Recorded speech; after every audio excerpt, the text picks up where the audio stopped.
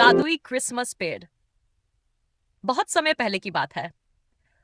एक छोटे से गांव में ठंडी सर्दी की रातों के बीच क्रिसमस का त्योहार नजदीक आ रहा था। लेकिन इस बार गांव में सब लोग थोड़े उदास थे। गांव में कोई भी क्रिसमस ट्री नहीं था जिसे सजाया जा सके। बच्चों के लिए यह बहुत निराशाजनक था, क्योंकि क्रिसमस का मजा ही पेड़ सजाने और उसके आसपास गीत गाने में था।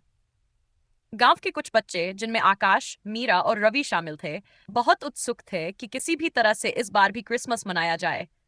वे गांव के एक कोने में गए, जहां एक पुराना और सूखा हुआ पेड़ खड़ा था। पेड़ की शाखाएं टूटी हुई थी और उस पर पत्तियां भी नहीं थी। आकाश ने बाकी बच्चों से कहा, अगर हमारे पास नया पेड़ नहीं है तो क्या हुआ? हम इसी पेड़ को क्रिसमस ट्री की तरह सजा सकते हैं। मीरा ने कहा, लेकिन यह तो बिल्कुल सूखा हुआ है, इसे सजाने का क्या फायदा? रवि ने हिम्मत बढ़ाई, हम कोशिश तो कर सकते हैं। हो सकता है यह हमारी मेहनत और प्यार से कुछ अलग दिखने लगे। बच्चों ने मिलकर काम शुरू कर दिया।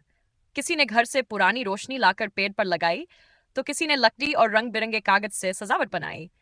उन्होंने पेड़ के नीचे कुछ उपहार के खाली डिब्बे भी रख दिए, ताकि वह और सुंदर दिखे। रात होते होते पेड़ सजकर तैयार हो गया।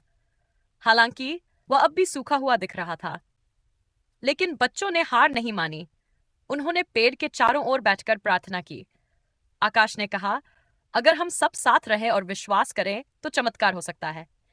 आधी रात को जब पूरा गांव सो रहा था, कुछ जादुई हुआ। उस सूखे पेड़ पर एक हल्की चमक फैलने लगी। उसकी टूटी शाखाएं हरी भरी हो गईं। पत्ते लौट आए और पेड़ चमचमाती रोशनी से भर गया। बच्चों की मेहनत और विश्वास का फल मिल चुका था। सुबह जब गांव के लोग उठे तो उन्होंने देखा कि वह सूखा पेड़ अब सबसे खूबसूरत क्रिसमस ट्री बन चुका है। बच्चे खुशी से उछल पड़े।